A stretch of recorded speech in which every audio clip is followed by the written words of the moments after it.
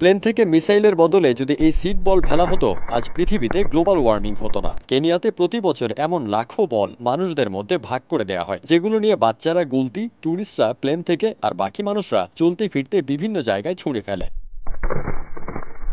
বীজ, কাদামাটি এবং মাটি বা সারের সামান্য গুচ্ছকে বীজ বল বলা হয়। জাপানি জৈব কৃষক এবং দার্শনিক মাসানোবু ফুকুয়াকে সিড বলের জনক বলা হয়। পৃথিবীর যে কোনো জায়গায় যে কেউ কোনো বিনিয়োগ ছাড়াই সিড বল তৈরি করতে পারে। লাঙল বা অন্যান্য কৃষি সরঞ্জামের সাহায্যে মাটি প্রস্তুত না করেই বীজ থেকে গাছপালা বাড়ানোর পুরনো পদ্ধতি এটি, যা 1930-এর দশকের দিকে ব্যবহৃত হতো।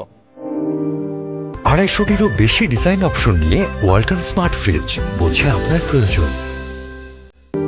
রহস্যময় এই সিড বল বা বীজ বলগুলো বানানো হয় কিভাবে? লাল বেলেমাটি, কম্পোস্ট এবং বালু নিয়ে ভালোভাবে একসাথে মেশাতে হবে। এরপর প্রয়োজন মতো এই মিশ্রণের বীজ ঢেলে পানি দিয়ে ময়দার মতো মাখিয়ে শক্ত একটি গল্ফ বলের মতো আকার দিতে হয়। তবে প্রতিটি সিড বলে সাধারণত 8 থেকে 10টি বীজ দেয়াই ভালো, যেন বলটি আবার বেশি বড় না হয়ে যায়। এরপর প্রোটেক্টিভ লেয়ারযুক্ত বীজ বলগুলোকে রোদের তাপে শুকিয়ে শক্ত করতে হবে। এই বীজ বলগুলো শুকাতে 24 থেকে 48 ঘন্টা সময় লাগে।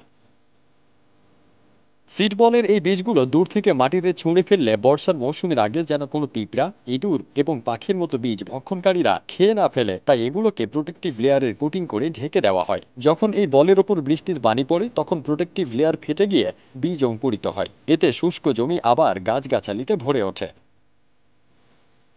বিজ্ঞানীদের মতে এই পদ্ধতি ব্যবহার করে হাজার হাজার হেক্টর বনায়ন সৃষ্টিতে প্রায় প্রতি বছর 20 মিলিয়ন ব্ল্যাক বল বা সিড বল নিক্ষেপ করা হয়। কেনিয়াতেই এটি সবচেয়ে বেশি ব্যবহৃত হয়। যান্ত্রিকতার এই পৃথিবীতে এটি কেনিয়াদের একটি অসাধারণ উদ্যোগ।